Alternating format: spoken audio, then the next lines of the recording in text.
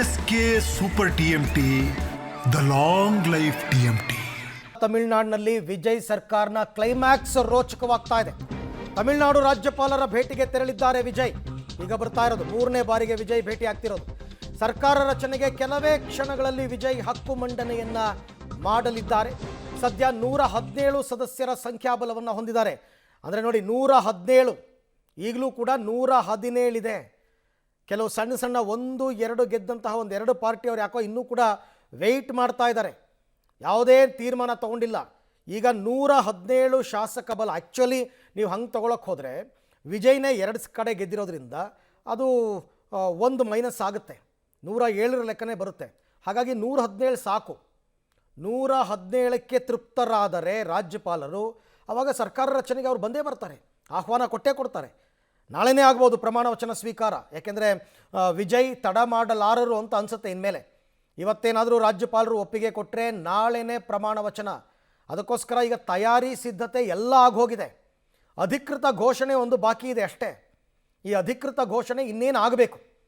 ರಾಜ್ಯಪಾಲರನ್ನ ಭೇಟಿ ಮಾಡಿ ಬಂದ ಕೂಡಲೇ ಮುಂದೇನು ಅಂತಕ್ಕಂಥದ್ದು ಘೋಷಣೆ ಆಗುತ್ತೆ. ಅದೇನು ತುಂಬ ಹೊತ್ತು ಆಗಲ್ಲ ನನ್ನ ಪ್ರಕಾರ, ಇಮಿಡಿಯೇಟಾಗಿ ಆಗುತ್ತೆ. ಸೊ ಕೇವಲ ಒಂದು 5-10 ನಿಮಿಷ ನೀವು ನೋಡ್ತಾ ಇದ್ದೀರಲ್ಲ, ಇದು ನೇರ ದೃಶ್ಯಗಳು, ಚೆನ್ನೈನ ನೇರ ದೃಶ್ಯಗಳನ್ನ ಗಮನಿಸ್ತಾ ಇದ್ದೀರಾ. ವಿಜಯ್ ಅವ್ರನ್ನ ನೋಡೋದಕ್ಕೆ, ಅಭಿನಂದಿಸೋದಕ್ಕೆ ಅಭಿಮಾನಿಗಳು ರಸ್ತೆಯ ಇಕ್ಕೆಲಗಳಲ್ಲೂ ನಿಂತಿದ್ದಾರೆ ನೋಡಿ. ವಿಜಯ್ ಅವ್ರನ್ನ, ರಾಜ್ಯದ ನೂತನ ಮುಖ್ಯಮಂತ್ರಿಯನ್ನು ನೋಡೋದಕ್ಕೆ ಜನಸಾಗರವೇ ಸೇರಿದೆ. ಆ ಪ್ರಮಾಣದಲ್ಲಿ ಈಗ ಬರ್ತಾ ಇರ್ತಕ್ಕಂಥದ್ದು. ಲೋಕಭವನಕ್ಕೆ ಬರ್ತಾರೆ, ರಾಜ್ಯಪಾಲರನ್ನ ಭೇಟಿ ಆಗ್ತಾರೆ. ಭೇಟಿಯಾಗಿ ಅವರು ಬೆಂಬಲ ಪತ್ರವನ್ನು ಕೊಟ್ಟು, ಆ ಬೆಂಬಲ ಪತ್ರ ಸರಿಯಾಗಿದೆ, ತೃಪ್ತಿಕರವಾಗಿದೆ ಅಂತ ಅನಿಸಿದ್ರೆ ಅವರು ಇಮ್ಮಿಡಿಯೇಟಾಗಿ ಆಯಿತು ಪ್ರಮಾಣ ವಚನ ಸ್ವೀಕಾರ ಮಾಡಿ ಅಂತ ಹೇಳ್ತಾರೆ. ಅದು ನಾಳೆನೇ ಆಗ್ಬೋದು ಹೆಚ್ಚು ಕಡಿಮೆ. ಚೆನ್ನೈನಿಂದ ನೇರ ದೃಶ್ಯಗಳನ್ನ ತಾವೀಗ ಗಮನಿಸ್ತಾ ಇದ್ದೀರಾ. ಲೋಕಭವನದತ್ತ ವಿಜಯ್ ಹೊರಟಿರ್ತಕ್ಕಂಥ ದೃಶ್ಯಗಳು. 3 ದಿವಸದಲ್ಲಿ 3 ಬಾರಿ ರಾಜ್ಯಪಾಲರನ್ನ ಭೇಟಿ ಆಗಬೇಕಾಗಿ ಬಂತು. ಯಾವುದೇ ಒಂದು ಪಕ್ಷಕ್ಕೆ ಬಹುಮತ ಬರಲಿಲ್ಲ ಅಂದಾಗ ಈ ಕಥೆಗಳು. ಅದೇ ವೆಸ್ಟ್ ಬೆಂಗಾಲಲ್ಲಿ ಹಂಗಾಗಲಿಲ್ಲ ನೋಡಿ. ಅಮಿತ್ ಶಾ ಅವರು ಮಧ್ಯಾಹ್ನ ಬಂದರು, ಸಾಯಂಕಾಲಕ್ಕೆ ಅನೌನ್ಸ್ ಮಾಡಿದ್ರು ನಾಳೆ ಪ್ರಮಾಣ ವಚನ ಅಂದ್ಬಿಟ್ರು. ಯಾಕೆಂದರೆ ಅಲ್ಲಿ ಬಹುಮತ ಇತ್ತು, ಇಲ್ಲಿ ಇರಲಿಲ್ಲ. ಸಣ್ಣ ಸಣ್ಣ ಪಕ್ಷಗಳ ವಿಶ್ವಾಸವನ್ನು ಗಳಿಸಬೇಕಾಗಿತ್ತು. ಬಹಳ ಸರ್ಕಸ್ ಮಾಡಿದ್ದಾರೆ ವಿಜಯ್. ಹಾಗೆ ನೋಡೋಕೆ ಹೋದರೆ ಕಾಂಗ್ರೆಸ್ನವರು ಆರಂಭದಲ್ಲಿ ಬೆಂಬಲ ಕೊಟ್ಬಿಟ್ರು, ಬಟ್ ಎಡಪಕ್ಷದವರ ತೀರ್ಮಾನ ಇವತ್ತಾಗಿರೋದು. ಸೊ ಹಾಗಾಗಿ ಇವತ್ತು ಅವರಿಗೆ ನಂಬರ್ ಸಿಕ್ಕಿದೆ. ಹೀಗಾಗಿ ರಾಜ್ಯಪಾಲರಿಗೆ ಅವರು ಪತ್ರವನ್ನು ಕೂಡ ಬರೆದಿದ್ದಾರೆ, ಸರ್ಕಾರ ರಚನೆಗೆ ಆಹ್ವಾನ ಕೊಡಬೇಕು ಅಂತಂದ್ಬಿಟ್ಟು. ಸರಳ ಬಹುಮತ ಬಂದಿದೆ ವಿಜಯ್ ಸರ್ಕಾರಕ್ಕೆ, ಸರಳ ಬಹುಮತ. ಈ 117, 18, 19, 20 ಈ ಥರ ನಂಬರ್ಗಳಿದ್ದರೆ ಅದನ್ನು ಸರಳ ಬಹುಮತ ಅಂತ ಕರೀತಾರೆ. ಭರ್ಜರಿ ಬಹುಮತ ಅಂದರೆ ಬೇರೆ. ಮ್ಯಾಜಿಕ್ ನಂಬರ್ಗಿಂತ 20-30 ಸೀಟ್ ಜಾಸ್ತಿ ಇದ್ದರೆ ಅದು ಭರ್ಜರಿ ಬಹುಮತ. ಈಗ ಬಂದಿರೋದು ಸರಳ ಬಹುಮತ. ಹಾಗಾಗಿ ಸರ್ಕಾರ ರಚನೆಗೆ ಕೆಲವೇ ಕ್ಷಣಗಳಲ್ಲಿ ವಿಜಯ್ ಹಕ್ಕು ಮಂಡನೆಯನ್ನು ಮಾಡಲಿದ್ದಾರೆ. ಲೋಕಭವನದತ್ತ ತೆರಳುತ್ತಾ ಇದ್ದಾರೆ. ಸದ್ಯಕ್ಕೆ 117 ಸದಸ್ಯರ ಸಂಖ್ಯಾಬಲವನ್ನು ವಿಜಯ್ ಅವರು ಹೊಂದಿದ್ದಾರೆ. ಸದ್ಯಕ್ಕೆ 117. ಎಡಪಕ್ಷಗಳು ವಿಸಿಜೆ ಬೆಂಬಲ ಬಳಿಕ ರಾಜ್ಯಪಾಲರ ವಿಸಿಕೆ ಬೆಂಬಲ ಬಳಿಕ ರಾಜ್ಯಪಾಲರನ್ನ ಅವರು ಭೇಟಿ ಆಗ್ತಾ ಇರ್ತಕ್ಕಂಥದ್ದು. ಎಡಪಕ್ಷಗಳು ಬಾಹ್ಯ ಬೆಂಬಲವನ್ನು ಕೊಟ್ಟಿದ್ದಾರೆ. ನಾವು ಸರ್ಕಾರದ ಭಾಗವಾಗಲ್ಲ, ಬಟ್ ಬಾಹ್ಯ ಬೆಂಬಲ ಕೊಡ್ತೀವಿ ಅಂತ ಹೇಳಿದ್ದಾರೆ. ಹಾಗಾಗಿ ಇದೊಂಥರ ವಿಜಯ್ ವರ್ಸಸ್ ಗವರ್ನರ್ ಹಗ್ಗಜಗ್ಗಾಟ ಆಗೋಗಿತ್ತು 3 ದಿವಸದಿಂದ. ಸೊ ಹಾಗಾಗಿ ನೀವು ಕರೀಲೇಬೇಕು. ನಂಬರ್ ನಾನು ತಂದಿದ್ದೀನಿ. 117ಕ್ಕೂ ಕೂಡ ಗವರ್ನರ್ ತೃಪ್ತರಾಗದಿದ್ದರೆ ಆಗ ಅದು ಬೇರೆ ಬೇರೆ ಆಯಾಮಗಳನ್ನು ಪಡ್ಕೊಳ್ಳುತ್ತೆ, ಕಾನೂನು ಹೋರಾಟಕ್ಕೆ ಮುಂದಾಗಬೇಕಾಗುತ್ತೆ.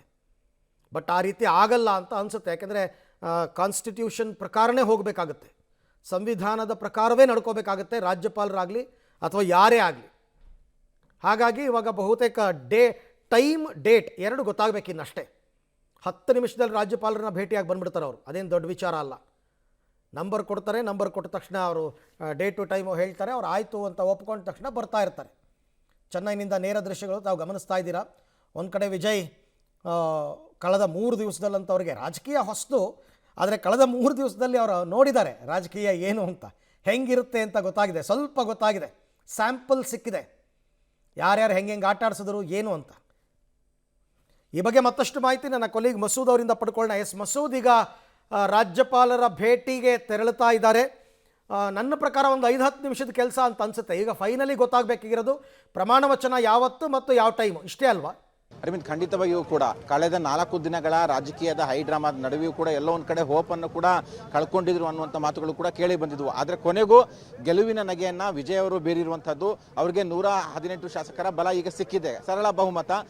ಈಗಾಗಲೇ ಅವರ ಬಳಿ 107 ಶಾಸಕರ ಬಲ ಇತ್ತು, ಕಾಂಗ್ರೆಸ್ಸು 5 ಬೆಂಬಲ ಕೊಡ್ತು, ಅಲ್ಲಿಗೆ 112 ಆಯಿತು. ಈಗ CPI, CPM ಮತ್ತು VCK ತಲಾ ಇಬ್ಬಿಬ್ಬರು ಶಾಸಕರನ್ನ ಆ 3 ಪಕ್ಷಗಳು ಗೆಲ್ಲಿಸಿಕೊಂಡಿದ್ದಾವೆ. 6 ಸೇರಿಸಿದ್ರೆ 118 ಆಗುತ್ತೆ. ಒಟ್ಟಾರೆಯಾಗಿ ಸರಳ ಬಹುಮತ. ಈಗ ಅವೆಲ್ಲ 3 ಪಕ್ಷಗಳು ಕೂಡ ಬಾಹ್ಯ ಬೆಂಬಲ ಕೊಟ್ಟಿದ್ದಾವೆ, ಜೊತೆಗೆ ಒಪ್ಪಿಗೆ ಪತ್ರವನ್ನು ಕೂಡ ಲಿಖಿತ ರೂಪದಲ್ಲಿ ಕೊಟ್ಟಿದ್ದಾವೆ. ಆ ಹಿನ್ನೆಲೆಯಲ್ಲೇ ಈಗಾಗಲೇ ರಾಜ್ಯಪಾಲರಿಗೆ ಆಯಾ ಪಕ್ಷಗಳಿಂದ ಒಪ್ಪಿಗೆ ಪತ್ರ, ಅಂದರೆ ನಾವು ಬೇಷರತ್ತಾಗಿ TVK ಪಕ್ಷವನ್ನು ಬೆಂಬಲಿಸ್ತಾ ಇದ್ದೇವೆ ಅನ್ನುವಂಥ ಒಪ್ಪಿಗೆ ಪತ್ರವನ್ನು ರಾಜ್ಯಪಾಲರಿಗೂ ಕೂಡ ಆಯಾ ಪಕ್ಷಗಳ ಪ್ರಮುಖರು ರವಾನೆ ಮಾಡಿದ್ದಾರೆ. ವಿಜಯ್ ಅವ್ರಿಗೂ ಕೂಡ ಕೊಟ್ಟಿದ್ದಾರೆ. ಈಗ ವಿಜಯ್ ಅವರು 118 ಶಾಸಕರ ಪಟ್ಟಿ ಏನಿದೆ ಆ ಪಟ್ಟಿಯನ್ನು ತೆಗೆದುಕೊಂಡು ರಾಜಭವನಕ್ಕೆ ಬರ್ತಾ ಇದ್ದಾರೆ.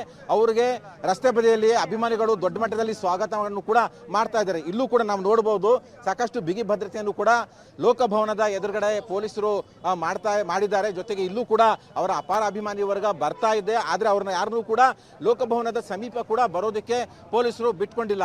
7 ಗಂಟೆ ಹೊತ್ತಿಗೆ ವಿಜಯ್ ಅವರು ಲೋಕಭವನ ತಲುಪ್ತಾರೆ ಅಂತ ಹೇಳಲಾಗ್ತಾ ಇದೆ. ಈಗಾಗಲೇ ಅವರ ನಿವಾಸವನ್ನ ಬಿಟ್ಟು 10-15 ನಿಮಿಷ ಆಗಿದೆ. ಹತ್ತತ್ರ ಅಲ್ಲಿಂದ ಒಂದು 12-13 ಕಿಲೋಮೀಟರ್ ದೂರ ಇರುವಂತಹ ಹಿನ್ನೆಲೆಯಲ್ಲಿ ಜೊತೆಗೆ ಟ್ರಾಫಿಕ್ ಬೇರೆ ಇದೆ. ಒಟ್ಟಾರೆಯಾಗಿ ಅಲ್ಲಿ ಎಲ್ಲ ಅಭಿಮಾನಿ ವರ್ಗದವರು ಕೂಡ ರಸ್ತೆ ಬದಿಯಲ್ಲಿ ನಿಂತ್ಕೊಂಡು ಅವ್ರಿಗೆ ಸಂಭ್ರಮ ಮಾಡ್ತಾ ಇದ್ದಾರೆ, ಸ್ವಾಗತ ಮಾಡ್ತಾ ಇದ್ದಾರೆ.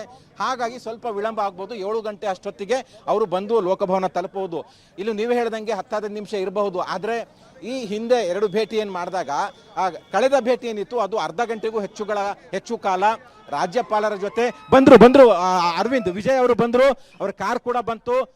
ರಾಜಭವನ ಲೋಕಭವನ ಒಳಗಡೆ ವಿಜಯ್ ಅವರ ಕಾರ್ ಹೋಗ್ತಾ ಇದೆ, ನೀವು ನೋಡ್ತಾ ಇದ್ದೀರಾ ದೃಶ್ಯದಲ್ಲಿ. ಪೊಲೀಸರು ಕೂಡ ಅವರ ವಾಹನಗಳು ಹೋಗೋದಕ್ಕೆ ಎಲ್ಲ ರೀತಿಯ ಅನುವನ್ನು ಕೂಡ ಮಾಡಿಕೊಟ್ಟಿದ್ದಾರೆ. ಅಲ್ಲಿ ಬದಿಯಲ್ಲಿ ನಿಂತಹ ಅವರ ಅಭಿಮಾನಿ ವರ್ಗವು ಕೂಡ ಒಂದು ರೀತಿಯಲ್ಲಿ ಜಯಘೋಷ ಕೂಡ ಹಾಕ್ತಾ ಇದೆ. ವಿಜಯ್ ಅವರು ಕಪ್ಪು ವಾಹನದಲ್ಲಿ ಬಂದಿರುವಂಥದ್ದು.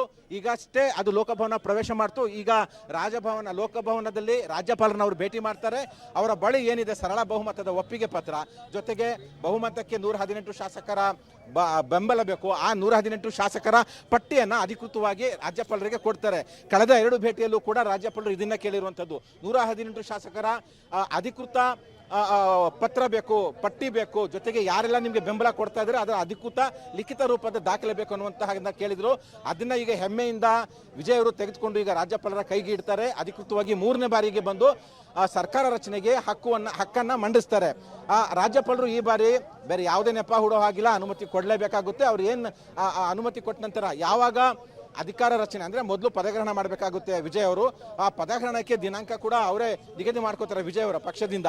ಅದು ಯಾವಾಗ ಅನ್ನುವಂಥದ್ದು ಕಾದು ನೋಡಬೇಕು. ಸದ್ಯ ನಾಳೆ ಅಂತ ಹೇಳ್ತಾ ಇದ್ದಾರೆ. ಆದರೆ ತಮಿಳುನಾಡಿನಲ್ಲಿ ಶನಿವಾರ ಅಂದರೆ ಒಂದು ರೀತಿಯಲ್ಲಿ ಅಮಂಗಳ ದಿನ ಅನ್ನುವಂಥದ್ದು ಪರಿಗಣಿಸಲ್ಪಡ್ತಾ ಇದೆ. ಆ ಹಿನ್ನೆಲೆಯಲ್ಲಿ ನಾಳೆ ಅವರು ಪದಗ್ರಹಣ ಮಾಡ್ತಾರೆ ಅನ್ನುವಂಥ ಒಂದು ಅನುಮಾನ ಇದೆ. ಹೇಳಲಿಕ್ಕಾಗಲ್ಲ. ರಾಜಕೀಯ ಅಂದರೆ ಇಲ್ಲಿ ಇವರು ಮತ್ತೆ ವಿಳಂಬ ಮಾಡೋದು ಬೇಡ ಅನ್ನುವಂತಹ ಕಾರಣ ಇಟ್ಕೊಂಡು ನಾಳೆನೂ ಇಟ್ಕೋಬಹುದು. ಅದು ಬಹುತೇಕ ನಾಳೆ ಇಲ್ಲ ಅಂತಾನು ಹೇಳಲಾಗ್ತಾ ಇದೆ ಅಂತಾನು ಹೇಳಲಾಗ್ತಿದೆ. ಭಾನುವಾರ ಅಥವಾ ಸೋಮವಾರ ನಿಗದಿ ಮಾಡೋ ಸಾಧ್ಯತೆ ಇದೆ. ಒಟ್ಟಾರೆ ಈಗ ವಿಜಯ್ ಅವರು ಬಂದಿದ್ದಾರೆ, ರಾಜ್ಯಪಾಲರು ಭೇಟಿ ಮಾಡ್ತಾ ಇದ್ದಾರೆ. ಅರವಿಂದ್, ರೈಟ್, ಹಾಗೆ ಸಂಪರ್ಕದಲ್ಲಿ ಮಸೂದ್, ನಿಮ್ಮ ಜೊತೆ ಮತ್ತೆ ಮಾತನಾಡ್ತೀನಿ. ಸದ್ಯಕ್ಕೆ ಇವಾಗ ದೃಶ್ಯದಲ್ಲಿ ತಾವು ನೋಡಿದ್ರಿ, ಲೋಕಭವನ ಪ್ರವೇಶಿಸಿದ್ದಾರೆ ವಿಜಯ್. ಈಗ ತಮ್ಮ ಹಕ್ಕು ಮಂಡನೆಗೆ ಜೊತೆಗೆ ಅವರು ಬೆಂಬಲ ಪತ್ರವನ್ನು ತಂದಿದ್ದಾರೆ. ತಮಗೆ ಯಾವ ಪಕ್ಷಗಳು ಬೆಂಬಲ ಕೊಟ್ಟಿದ್ದಾರೆ, ಸದಸ್ಯರ ಒಟ್ಟು ಬಲ ಎಷ್ಟಾಗಿದೆ ಅನ್ನೋದಕ್ಕೆ ಸಂಬಂಧಪಟ್ಟಂತೆ